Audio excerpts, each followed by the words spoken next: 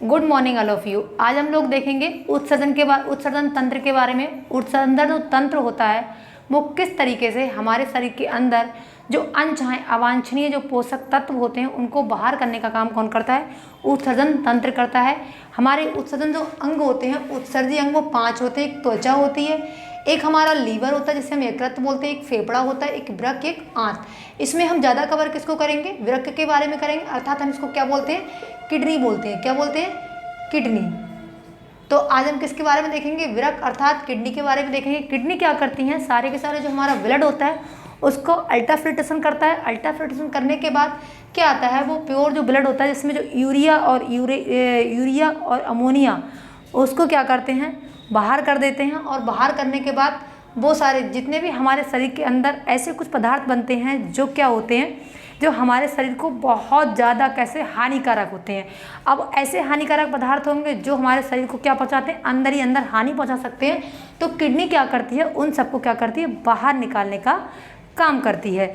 जैसे ब्लड जो होता है, ब्लड हमारा क्या करता है? परिवहन का काम करता है। उसमें पोषक तत्व भी होते हैं और कुछ पदार्थ ऐसे भी होते हैं जो हमारे शरीर के लिए अच्छे नहीं होते हैं। तो ब्लड क्या करता है? वो उन्हीं को सबको परिवहन करने का काम करता है। वही उसी किडनी को क्या करती है? वो प्यूरिफाई करते हैं। और कुछ ऐसे अनावश्यक तत्व होते हैं जिनको किडनी क्या करती है? बाहर करने का काम करती है। चलो इसको हम लोग देखते हैं। देखो, सबसे पहले छोटी जो किडनी की सबसे छोटी इकाई होती है जिसे हम लोग बोलते हैं नेफ्रॉन। क्या बोलते हैं? किडनी की सबसे छोटी इकाई क्या बोलते हैं? नेफ्रॉन। ये देखो पश्च महाशिरा होती है। हम लोगों ने देखा था कि महाशिरा जो होती है वो किसको लेकर के आती है? महाशिरा लेकर के आती है इम्प्योर ब्लड को, अर्थात इसमें CO2 भी मिला होता है और कुछ अनावश्यक पोषक वेस्ट पदार्थ भी मिले होते हैं। जैसे इसमें क्या होता है? इसमें CO2 भी मिला होता है और कुछ अनावश्यक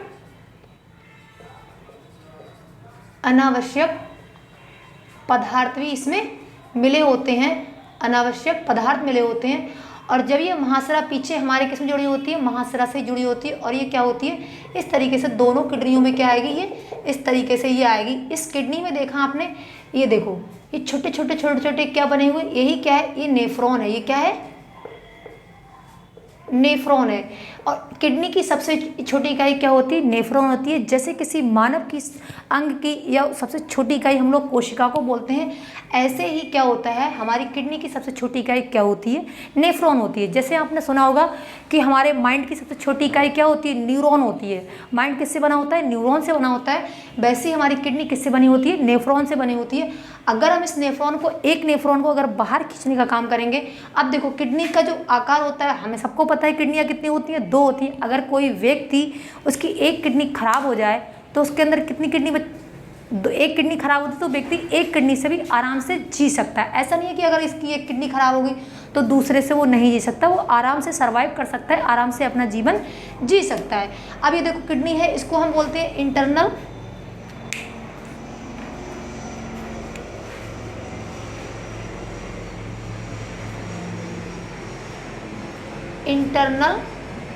किडनी।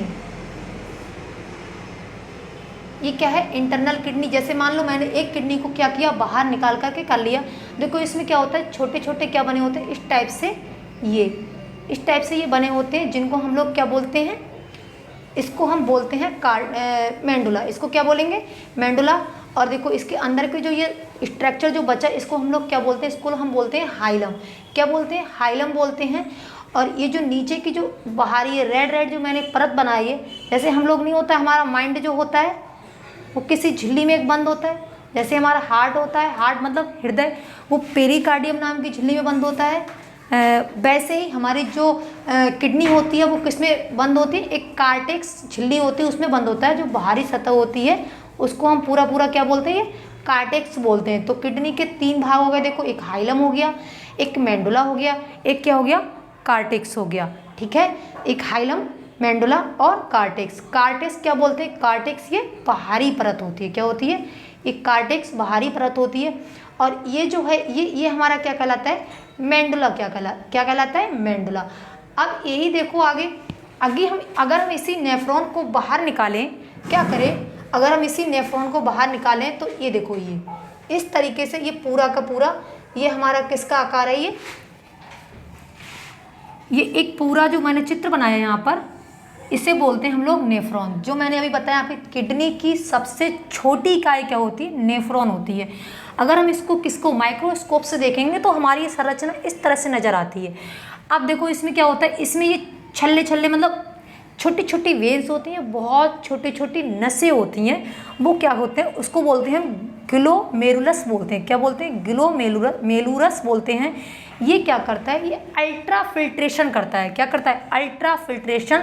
जैसे जो ब्लड आता है हमारा और उसमें देखो पोषक तत्व भी होते हैं, अनावश्यक तत्व भी होते हैं और बाकी भी वही ब्लड में RBC WBC सारी चीज़ें होती हैं। तो वो ये क्या करता है, ये जो वोमेन कैप्सूल होता है इसमें जो ग्लोमेरुलस होता है ये क्या करता है, अनावश्यक तत्वों को और पोषक तत्वों को फिल्ट्रेट कर देता है। अर्थात क्या करता है, छांट देता है, अलग अलग कर देता है। और जितने भी पोषक तत्व होते हैं, क्या होते हैं, पोषक तत्व होते हैं, उन सबको वापस किस में भेज देता है, ब्लड में। एक बात बताओ, अगर सारे के सारे पोषक तत्व छान करके ये यूरिया में भेज देगा या यूरिन के माध्यम से आपके शरीर में बाहर कर देगा तो हमारे ब्लड में तो पोषक तत्वों की कमी हो जाएगी।